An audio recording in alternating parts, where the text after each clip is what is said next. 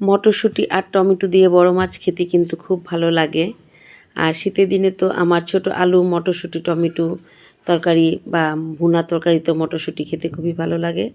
Hello everyone, আসসালামু আলাইকুম। আজকে আমি মটরশুঁটি আর টমেটো দিয়ে বড় মাছের রেসিপিটা আপনাদের সঙ্গে একটু শেয়ার করব।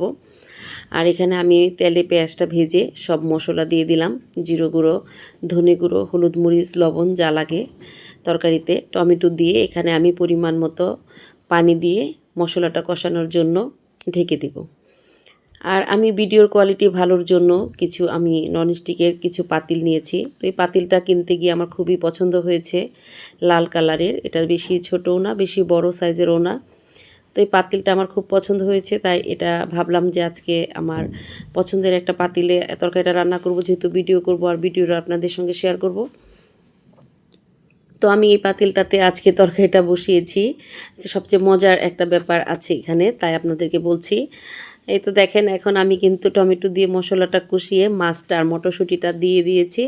তো মজার ব্যাপারটা হলো সেটা বলবো আপনাদেরকে, কিন্তু আপনারা ভিডিওটা দেখেন তাহলে আপনারাই বুঝতে পারবেন আমার মতো কার কার অবস্থা আপনাদের এরকম হয়। দেখেন, পাতিলের পরিমাণে আমার তরকারিটা বেশি হয়ে গিয়েছে, তাই আমি আবার আরেকটা বড় ননস্টিকের পাতিলায় আমি তরকারিটা ঢেলে দিচ্ছি। কারণ আমার শখের আসলে কিনেছিলাম, ভাবলাম যে শখের পাতিলটাই আজকে রান্না করব, যেহেতু আপনাদের সঙ্গে ভিডিওটা শেয়ার করব। তো এই জন্য আবার আমার পাতিলটা চেঞ্জ করা লাগলো।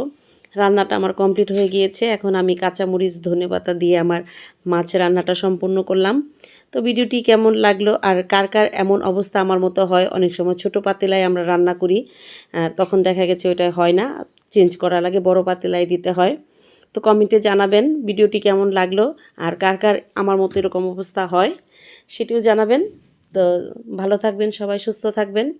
এই তো রান্নার শেষে আবার মাছে আমি একটু কিছু পেঁয়াজ কলি দিয়ে দিচ্ছি, এটা আবার আমার গাছের।